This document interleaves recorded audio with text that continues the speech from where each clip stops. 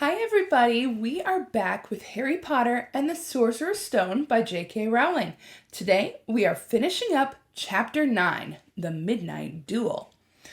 But first, we need a quick review. So, if you would like, please pause the video and talk amongst who you are watching this with to review what we have read so far in Harry Potter and the Sorcerer's Stone. If not, here goes my review. Harry Potter is the boy who lived. He is a wizard who survived an evil dark wizard named Voldemort when he was just a baby. Sadly, his parents were killed though, and he had to go live with his not so nice aunt, uncle, and cousin, the Dursleys. They are muggles, which means they do not have magic. So, Harry did not know he was a wizard until his 11th birthday, when he was finally able to open up his Hogwarts letter that Hagrid brought him from Hogwarts itself. Hogwarts is a school for witchcraft and wizardry. Harry went with Hagrid to Diagon Alley and to Gringotts Wizard Bank, and they got all of his supplies for school. He rode the Hogwarts Express and met some friends on there, Ron Weasley, Hermione Granger, Neville Longbottom, and also some enemies, Crabbe, Goyle, and Draco Malfoy. So, Harry gets to Hogwarts, and there they have 4 houses. So 4 places for the kids to live. They get sorted into their houses, which are Gryffindor, Hufflepuff, Ravenclaw, or Slytherin. Harry and his friends are in Gryffindor. Draco and his friends are in Slytherin. So, we have now seen Harry go through his first week of school.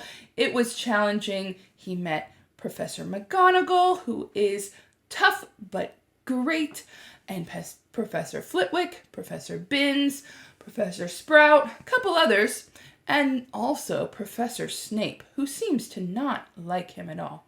Oh, I forgot Professor Quirrell.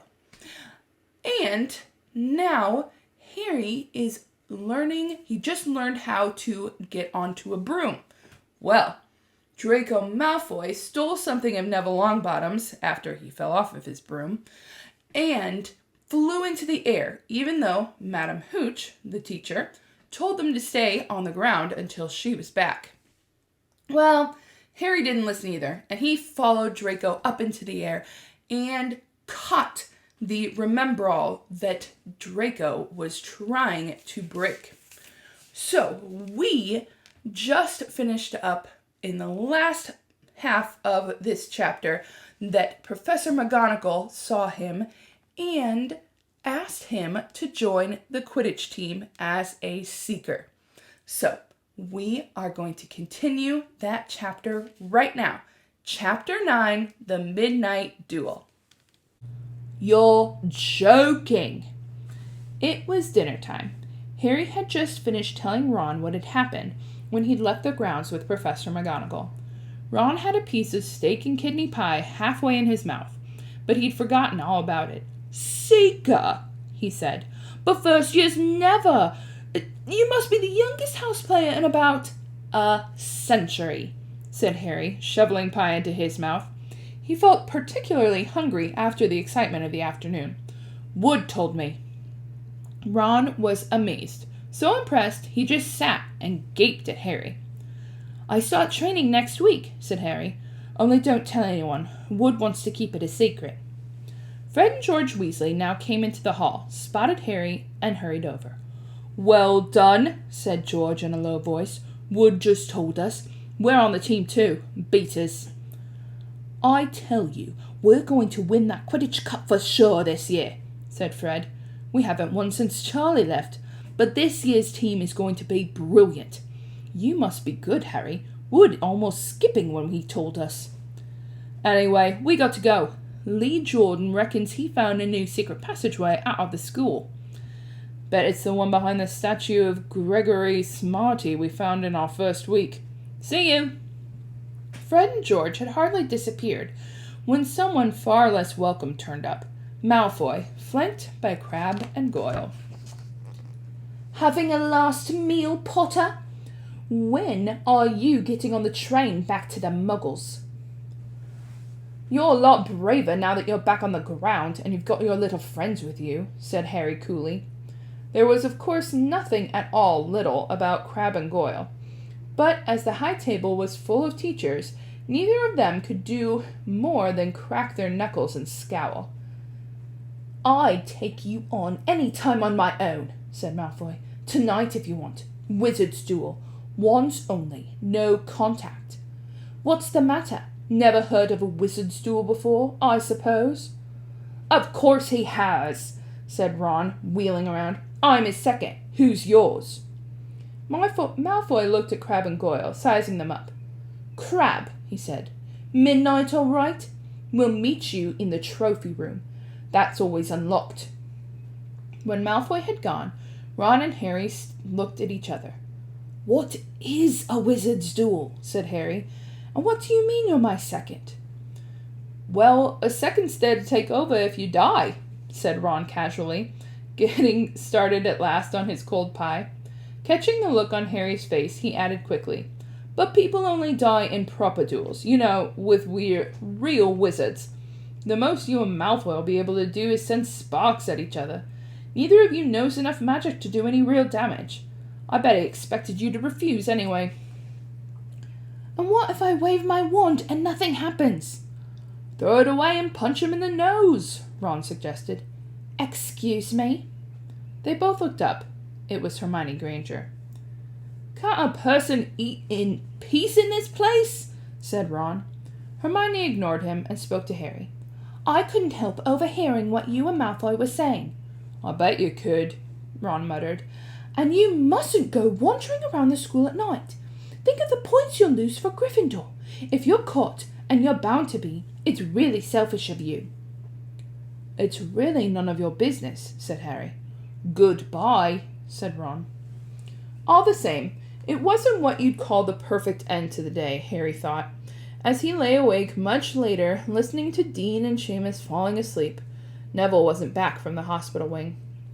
Ron had spent all evening giving him advice such as, if he tries to curse you, you better dodge it, because I can't remember how to block them. There was a very good chance they were going to get caught by Filch or Mrs. Norris, and Harry felt he was pushing his luck, breaking another school rule today. On the other hand, Malfoy's sneering face kept looming up out of the darkness. This was his big chance to beat Malfoy, face to face. He couldn't miss it.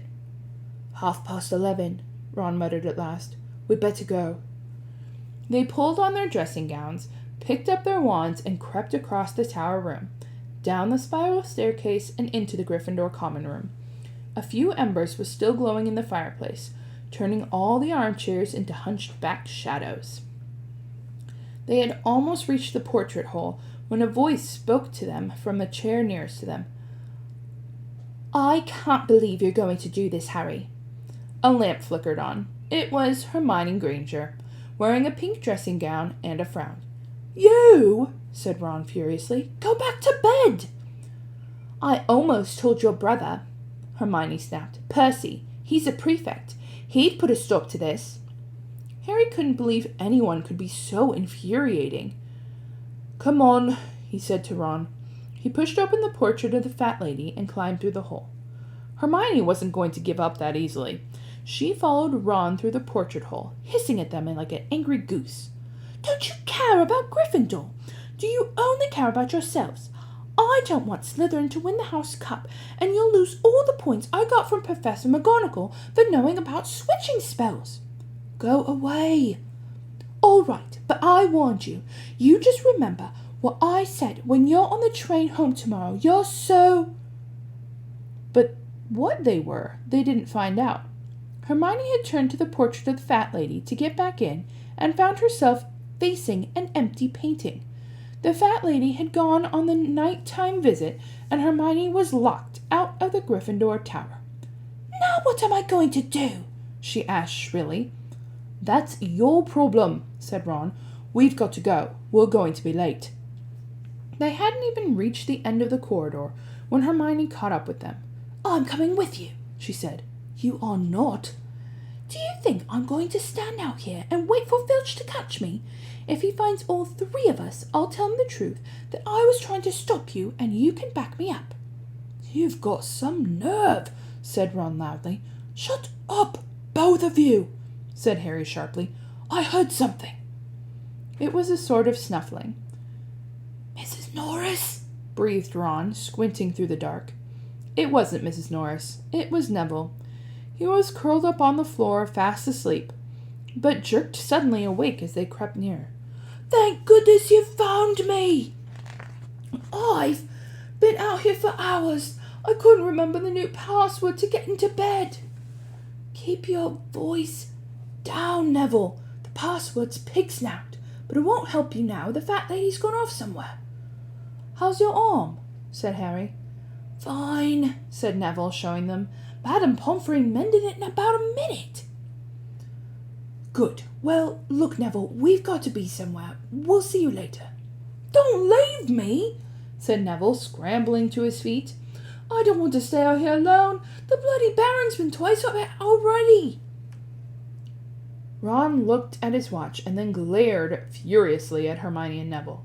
"If either of you get us caught, I'll never rest until I've learned the curse of the bogies Quirrell told us about and use it on you." Hermione opened her mouth, perhaps to tell Ron exactly how to use the curse of the bogies, but Harry hissed at her to be quiet and beckoned them all forward.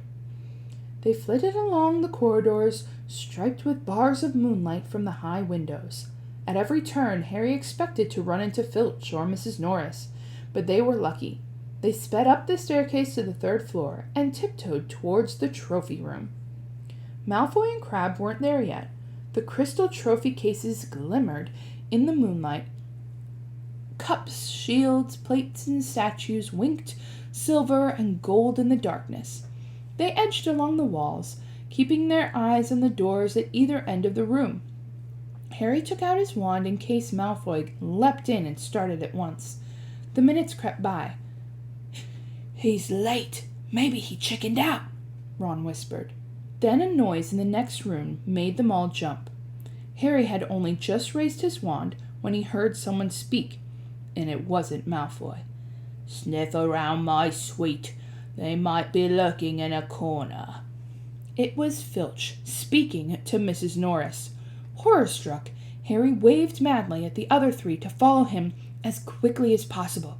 They scurried silently towards the doorway, away from Filch's voice.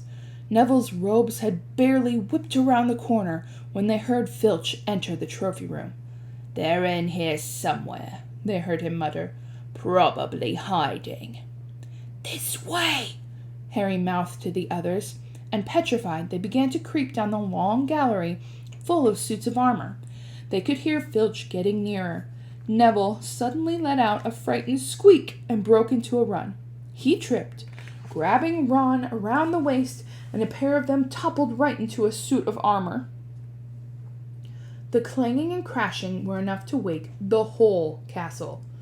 "Run!" Harry yelled, and the four of them sprinted down the gallery, not looking back to see whether Filch was following. They swung around the doorpost and galloped down one corridor, then another. Harry was in the lead, without any idea where they were or where they were going. They ripped through a tapestry and found themselves in a hidden passageway, hurtling along it, and came near their charms classroom, which they knew was miles from the trophy room. "I think we've lost him," Harry panted, leaning against the cold wall and wiping his forehead. Neville bent double, wheezing and sputtering. "I told you," Hermione gasped, clutching a stitch in her chest. "I told you." "We've got to get back to the Gryffindor Tower," said Ron. "Quickly as possible." "Malfoy tricked you," Hermione said to Harry. "You realize that, don't you? He was never going to meet you. Filch knew someone was going to be in the trophy room. Malfoy just tipped him off." Harry thought she was probably right, but he wasn't going to tell her that. "Let's go." But it wasn't going to be that simple. They hadn't gone more than a dozen paces when a doorknob rattled and something came shooting out of the classroom in front of them. It was Peeves. He caught sight of them and gave a squeal of delight. Shut up, Peeves, please, you'll get us thrown out. Peeves cackled.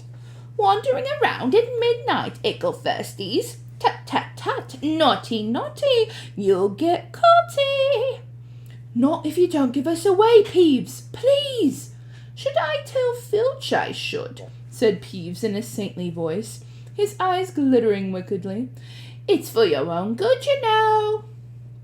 Get out of the way, snapped Ron, taking a swipe at Peeves. This was a big mistake.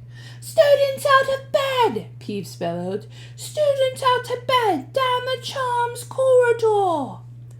Ducking under Peeves, they ran for their lives, right to the end of the corridor, where they slammed into a door, and it was locked. This is it, Ron moaned, as they pushed helplessly at the door. We're done for. This is the end. They could hear footsteps, Filch running as fast as he could toward Peeves' shouts. Oh, move over, Hermione snarled. She grabbed Harry's wand, tapped the lock, and whispered, Alohomora. The lock clicked, and the door swung open. They piled through it, shut quickly, and pressed their ears against it, listening. Which way did they go, Peeves? Filch was saying. Quick, tell me. Say please.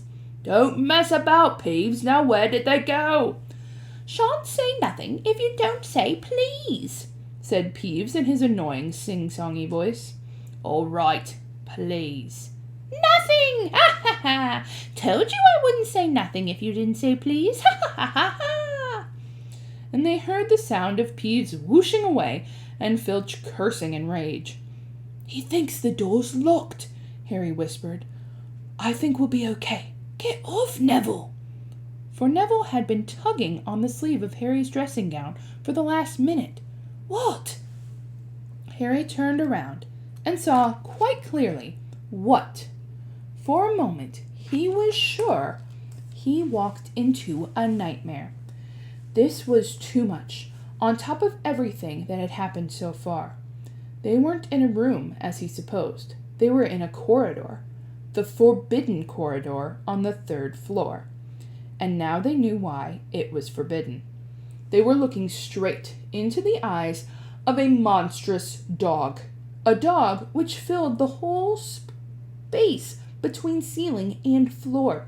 It had 3 heads, 3 pairs of rolling mad eyes, 3 noses, twitching and quivering in their direction, 3 drooling mouths, saliva hanging in slippery ropes from their yellowish fangs. It was standing quite still, all 6 eyes staring at them, and Harry knew that the only reason they weren't already dead was that their sudden appearance had taken it by surprise. But it was quickly getting over that, and there was no mistaking that those thunderous growls meant. Harry groped for the doorknob. Between Filch and death, he'd take Filch. They fell backwards. Harry slammed the door shut, and they ran. They almost flew back down the corridor. Filch must have hurried off to look for them somewhere else, because they didn't see him anywhere. But they hardly cared. All they wanted to do was put as much space as possible between them and that monster. They didn't stop running until they reached the portrait of the fat lady on the 7th floor. Where on earth have you been? She asked, looking at their dressing gowns hanging off their shoulders and their flushed, sweaty faces. Never mind that. Pig snout, panted Harry, and the portrait swung forward. They scrambled into the common room and collapsed, trembling, into armchairs. It was a while before any of them said anything. Neville indeed looked as though he'd never speak again. What do you think they're doing, keeping a thing like that locked up in a school? Said Ron finally. If any dog needs exercise, it does. Hermione had got both her breath and her bad temper back again. You don't use your eyes, any of you, do you? She snapped. Didn't you see what it was standing on? The floor? Harry suggested. I wasn't looking at his feet. I was too busy looking at its heads. She stood up, glaring at them. I hope you're pleased with yourselves. We could have all been killed, or worse, expelled. Now, if you don't mind, I'm going to bed. Ron stared after her, his mouth opened. No, we don't mind, he said. You'd think we dragged her along, wouldn't you? But Hermione had given Harry something else to think about as he climbed back into bed. The dog was guarding something. What had Hagrid said? Gringotts was the safest place in the world for something you wanted to hide? Except perhaps Hogwarts. It looked as though Harry had found out where that grubby little package from Vault 713 was. The end of The Midnight Duel. That was the end of Chapter 9, The Midnight Duel. So, pretty exciting, huh? All right, let's get to some discussion questions. Who challenges Harry to a midnight duel? Draco Malfoy. I felt so bad for Harry because he's like, what even is a wizard duel? I don't know. So, we learn why this chapter is named The Midnight Duel, and that it doesn't go so well, does it? Who ends up joining, Harry and Ron? Well, first, Hermione Granger. She's trying to get them to stop going, right? So she's following them out and says, stop. But then she gets stuck because why? What happened? Why was she stuck in the hallway? The portrait of the fat lady left and she was stuck there. Then they ran into someone else. Who was the other person they ran into in the hallways? Neville Longbottom. He had forgotten the password and was stuck out in the hall. He was thinking he was going to have to sleep there all night. What happens when the four of them reach the trophy room?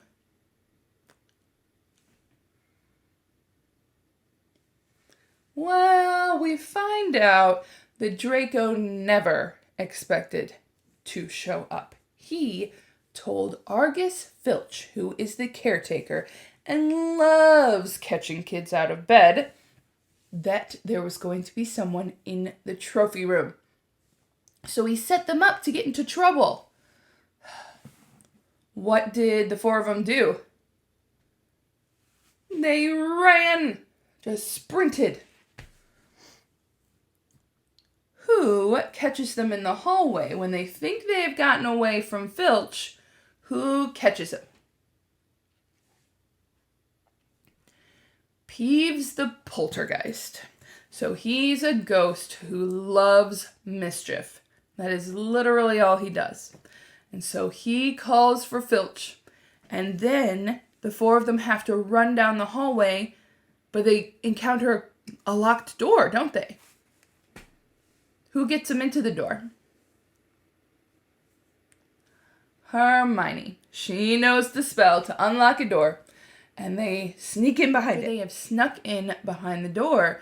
They find out that it's not just a door to a classroom, do they? Where are they? The Forbidden Corridor on the 3rd floor that Professor Dumbledore said would lead to an unfortunate death. What do they encounter in there? A huge dog with 3 heads. Like, monstrous. And not pleasant, because he is supposed to guard something, and they showed up where he's supposed to be guarding, right? So they say, you know what? I'd rather be caught by Filch, and run out. And they didn't get caught, but they ran all the way back to their dormitory. So, we find out what the midnight duel is, and that, what does Harry think the 3-headed dog is guarding? He thinks it might be what Hagrid got from Gringotts all those weeks ago. So, that is the end of our read through and discussion of Chapter 9, The Midnight Duel, from Harry Potter and the Sorcerer's Stone by JK Rowling. We will be back later with Chapter 10 and continue the story. I hope you've enjoyed. We'll see you next time.